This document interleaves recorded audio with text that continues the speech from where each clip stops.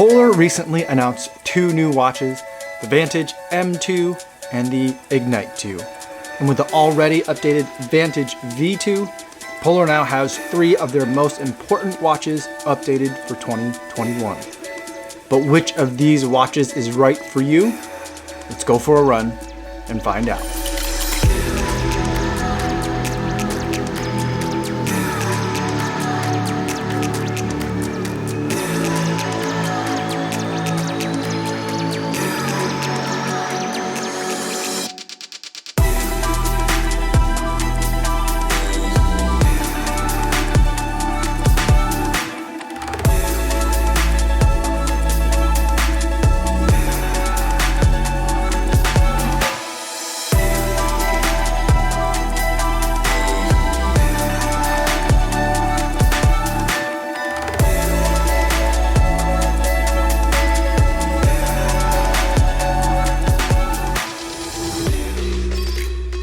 .41 miles, 7 minutes 47 seconds per mile, 154 beats per minute on average today, running my first workout since running the virtual Shamrock Shuffle 8K.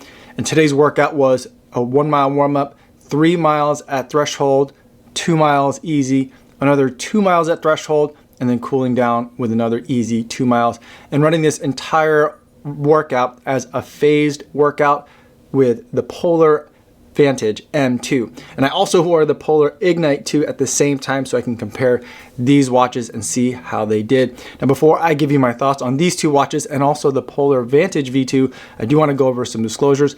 These are watches that Polar has sent me for the purpose of review. However, they're not paying me to make this video or to use these watches, and they're not going to get a chance to preview any of my footage before this video goes up on YouTube. And as one additional just disclosure to put out there, of all the running watch brands, Polar tends to be my favorite. It's the brand that I gravitate towards, so I definitely have a lot of bias in this one. So with that disclosure out of the way, let's talk about the Polar Vantage M2 and the Polar Ignite 2. I'm hoping that this video doesn't become too incredibly long. Here are the things that I want to talk about. I'm going to give you guys a little bit of roadmap. First, what I want to talk about is my point of view and what I'm looking at when I'm looking at these watches. I'm going to talk about what Polar watches aren't. I'm going to talk about what Polar watches are and what they're really good at. I'm going to talk about what's new in terms of updates for all the watches. And then I'm going to go into a little bit of a buying guide and talk about which watches have which features and who that's good for, and whether or not you should upgrade if you already have version 1 of any of these watches. And there'll be chapter markers down below and in the description so you can jump ahead to any specific part that you want. And if you find any of that helpful, please feel free to hit the like button as it helps this video get pushed out on YouTube to even more people. And if you like this kind of content, please hit the subscribe button so you can always get my latest videos. Now, let's talk about my point of view when I'm looking at all these watches. I'm just a dude that runs a lot. I'm not an elite athlete. I'm definitely squarely a non-elite athlete, a regular guy that just loves to run. Occasionally, I'll get out there and hop on the bike, but for the most part, I'm a road runner. I'll sometimes get on the trails. I might sometimes get on the track, but I'm not really a mountain climber. I'm not going to be scaling summits, and I'm also not going to be putting on spikes when I go for my running. I'm a dad, I'm a husband, I'm a YouTuber, and I run, and I need a watch that can keep up with me through all of those activities and give me really meaningful data. The next thing I want to talk about is what Polar watches aren't. There's a couple of things that they're either not trying to be or just haven't been as good as some of the competition that's out there. And one of the things that these Polar watches are not is that they're not smartwatches. So they're not intending to go toe-to-toe feature-wise with like an Apple Watch. From my perspective, these are running and activity tracking devices. They're also not music players. So if having onboard music or streamable music is something that you're looking for, Polar doesn't have any of those options available. And the last thing that Polar watches really aren't is they're not great navigation devices. So if you need a lot of maps, there is maps available at that highest tier at the Vantage V2, and we'll talk a lot more about that. But generally speaking, as a brand, Polar doesn't have a ton of maps that are available to be either stored or streamed onto the watch. And their navigation guidance is probably not my favorite of the running watches that are out there. So with all those things that Polar isn't good at, what is Polar really good at? And in my mind, there's two things that Polar is excellent at. It's really great at collecting data, which a lot of the brands are really good at collecting data, but it's also really good at helping you analyze the data and understanding your data. So what do I mean by that? In terms of collecting the data, it does excellent run tracking.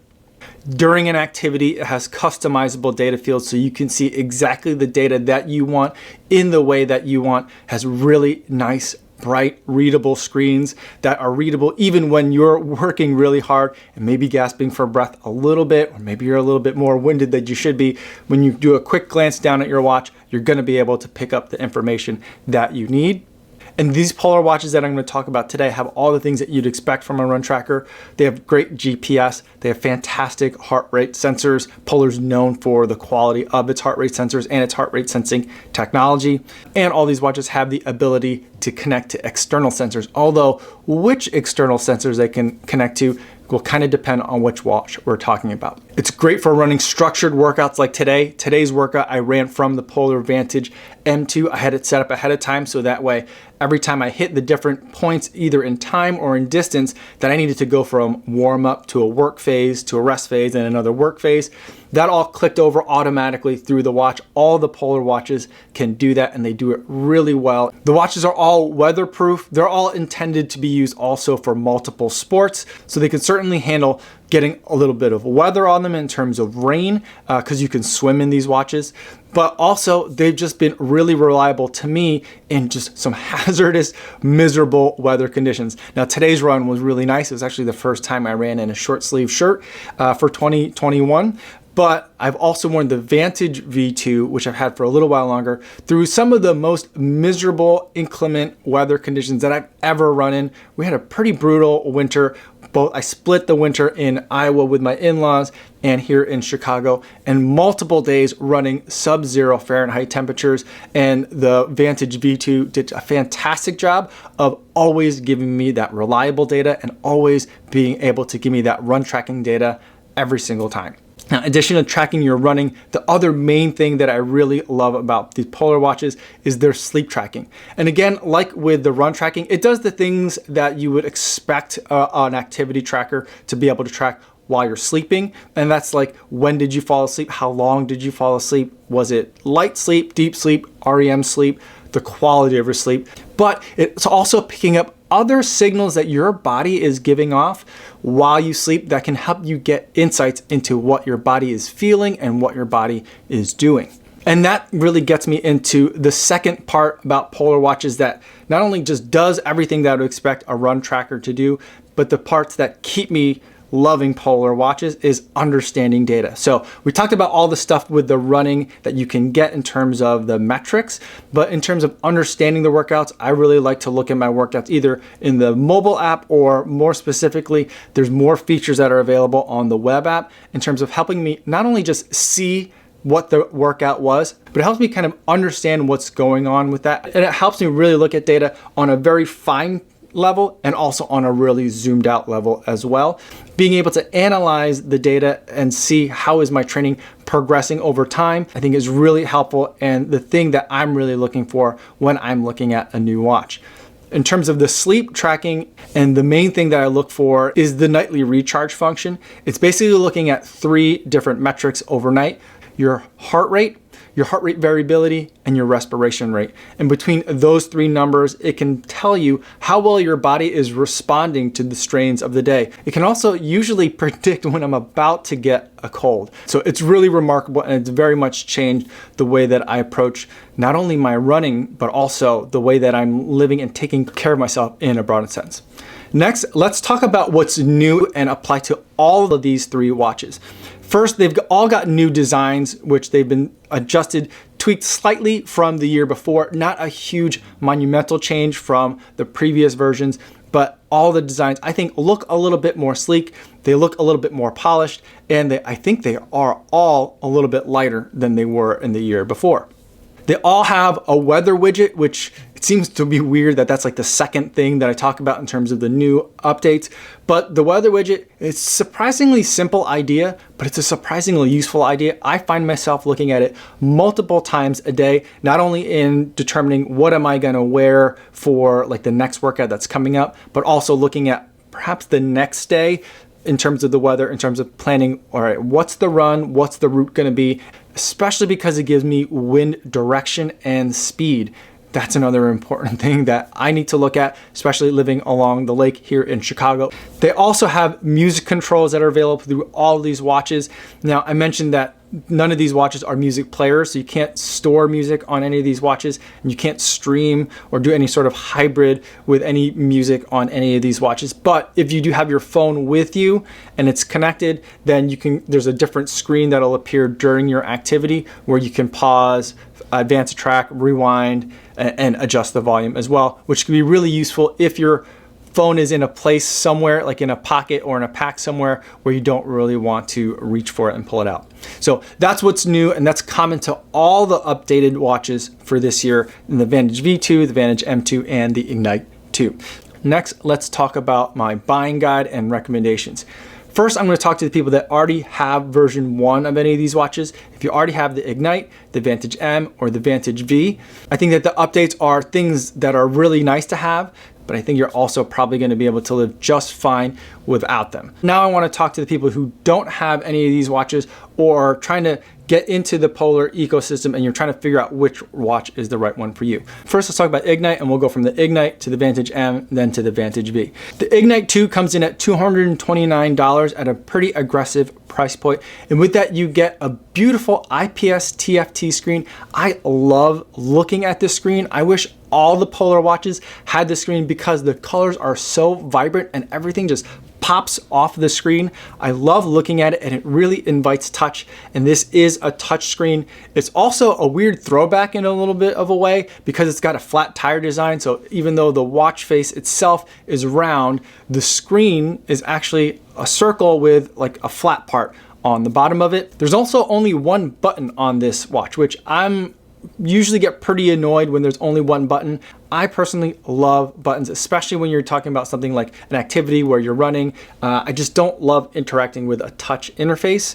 So that's something that I also wish that they still had a couple more buttons, but they're going for sleekness in the Ignite 2. They're going for something that just looks like a regular watch. Comes in at a really light weight of just 35 grams.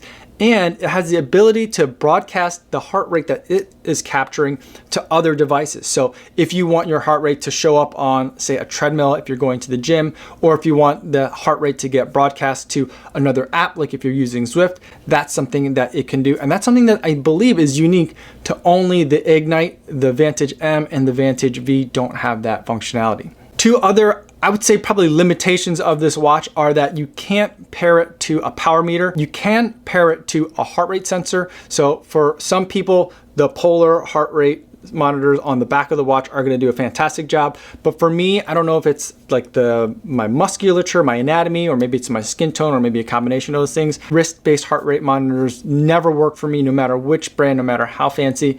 So I always have to go with an external heart rate monitor. You can certainly pair that with the Ignite 2. And the other limitation is that the battery life on this watch isn't that great. One is because it's so thin and so lightweight. There isn't as much battery in it.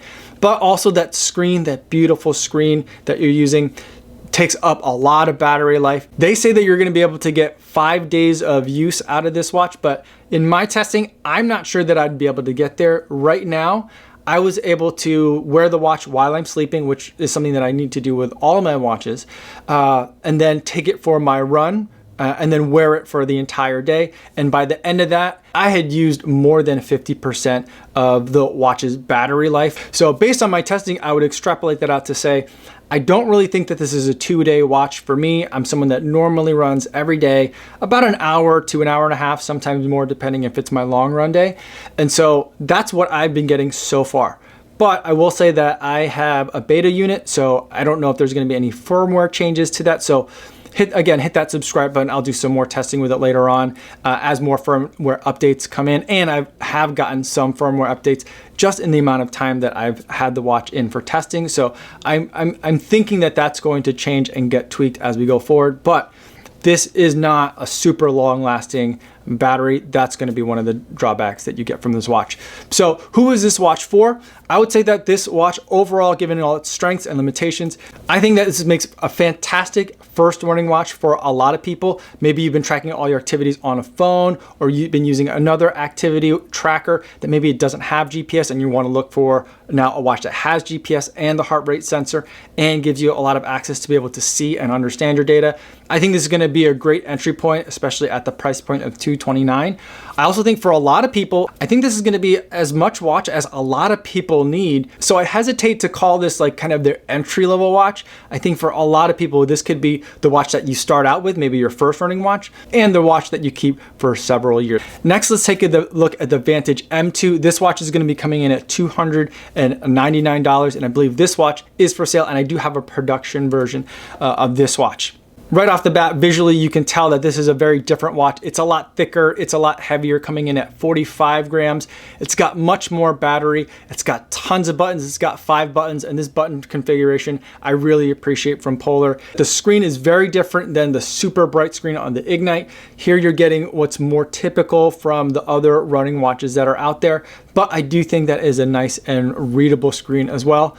The other thing to keep in mind with the Vantage M2 is that it's not a touchscreen, so you're not going to be able to interface with this watch by swiping the screen, which I actually really like for an activity tracker. Plus, these are really small screens that we're looking at. I just don't like putting my finger in front of it. I like to have my fingers out of the way as I'm navigating. With the M2 specifically, you're getting an update to the newer band, which I think is a little bit lighter, a lot softer, and a little bit thinner than the band on the initial version.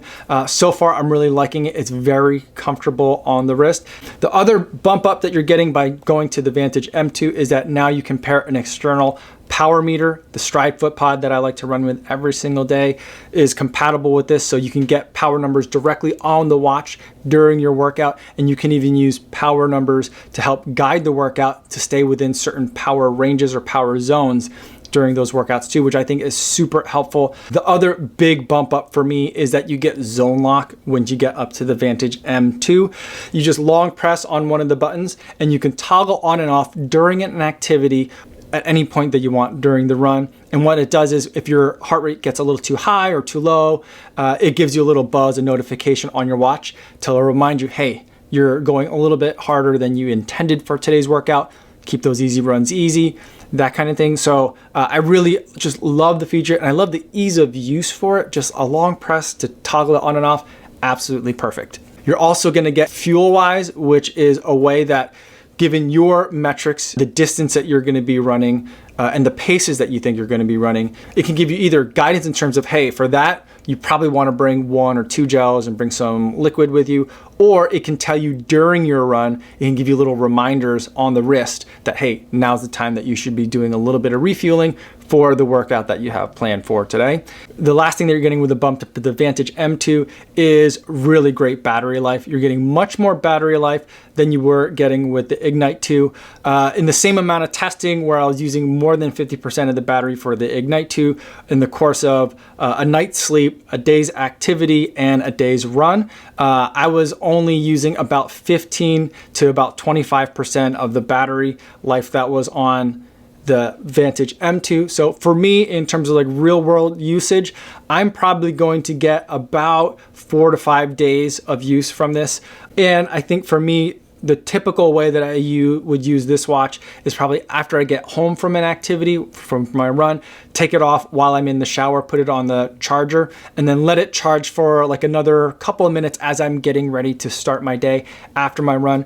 And for the most part, that keeps me topped up and I don't really have to worry about it too much. Now, in terms of who this watch is for, I'd say that this is the watch that's gonna appeal to the broadest range of runners. And I think at $299, it's a nice price point. I really like that price point for this watch. It can handle pretty much everything that you're ever going to need in terms of your running watch needs. Again, you're getting all that data analytics, but you're now having the ability to connect to some additional sensors and some additional functionality that you didn't quite have with the Ignite 2. This is the one that I would primarily look at if road running, marathoning, half marathons, road races are your thing. This is probably going to be the watch that you're going to want to look at. Finally, let's talk about the Vantage V2. This one is a big bump in price, gets up to $499 for this watch, and it has pretty much everything that the Vantage M2 had in it, plus a whole lot more. And the main categories of upgrades are things that are important for people that are doing a lot of altitude training or hill training, spending a lot of time in trails. So you're getting things like a compass, you are getting navigation with integration with Komoot. So that's something that's on here. You're not getting fully downloadable maps, but you can import a route onto your watch and then have it give you turn-by-turn navigation. I'm pretty good at getting lost, so it's not perfect for me. I've been able to still miss a turn here and there with this watch, but then again, I've not met a watch that can fully prevent me from missing a turn. Another important kind of trail type feature that you're getting is the hill splitter. This watch has a barometric altimeter in it, so it's gonna give you much more accurate data in terms of your changes in elevation. And during the run, it'll automatically mark for you where you went from a relatively flat area to an incline and tell you how long that incline was, what was the grade of that incline, and what was your paces during that incline as well. And same thing with the declines too. So it can give you all that data without you having to like mark them as laps on your watch or anything like that. If getting invert is something that's important to you, that hill splitter function I think is pretty useful, especially if you're trying to go look back and see like, how am I doing on those inclines? I know like overall in the course of the run, maybe I got 1,000 feet of vert per every like 10 miles that I ran on this run or so, but like, how am I doing on those? Is there ways that I can approach those inclines and declines better so that way I'm performing better or getting more of a workout from them? That's the kind of data that you'll be able to get using this hill splitter function in the Vantage V2. But it's not only trail features that you're getting with this. With the Vantage V2, you're also getting power from the wrist. I mentioned that I use a Stride foot pod to get power. It's a little clip-on device that I put onto my shoe, and you can still use that with the Vantage V2, and that's how I use it. But if you don't want to buy a separate power meter, the Vantage V2 also gives you a power number from your wrist. I'm not exactly sure how they do it. It seems a little bit like magic to me, but they're able to do it, and the numbers are really good. Plus, you're also getting a lot of features that help you not only assessing your training, but also recovering from your training as well. Now, as far as assessing your training, there's a couple of diagnostic tests that are available only on the Vantage V2 that I think could be pretty useful. Not something you would do every day, but once in a while to kind of check and see where your level of fitness is at. One is that there's a running test that is basically a VO2 max simulation test where you get out there, you could either do it on a treadmill or you could do it on the road, where you start out at a certain pace and over time you gradually increase to faster and faster paces until you can't keep up that pace anymore. Pretty much exactly what a VO2 max test is, just without all the gear on your face. It also gives you different recovery tools as well. If you pair that with a chest strap that can measure heart rate variability, it can tell you how recovered you are from the strains of not only just the prior day, but from all of your workouts. It can really help out in determining if you're overdoing it on some of the training or if your body's primed and ready to take on more. And the last kind of diagnostic test that it can give you is a leg recovery test. Basically, you do a standing vertical jump a couple of times, and based on that, it can tell you how ready your legs are, how fresh your legs are in terms of being ready to take on another workout. It's pretty incredible. So who is the Vantage V2 for? I think it's for the super running enthusiast, the data nerd, someone that is also going to be doing a lot of trail running or doing a lot of work on hills, where having that altimeter is a really important tool for them. And also for someone that's trying to push the edge of whether they're hitting the right level of training and putting in as much work into your body as your body can handle without pushing it too far. So those are my thoughts on the Polar line for 2021. Hit that subscribe button as I do more in-depth testing in terms of the data accuracy of each of these watches as I get more time to run with them. If you have any questions, feel free to leave them in the comments down below, or better yet, feel free to stop by the live stream that I do just about every day on YouTube, 3 p.m. Central Time. I'd love to see you guys there. You can always ask me anything you like. That's all I have for today, everybody. Thanks for making it all the way to the end of this video. Hopefully you guys are staying safe out there on your runs, and I'll see you in the next one. Yo, what's going on?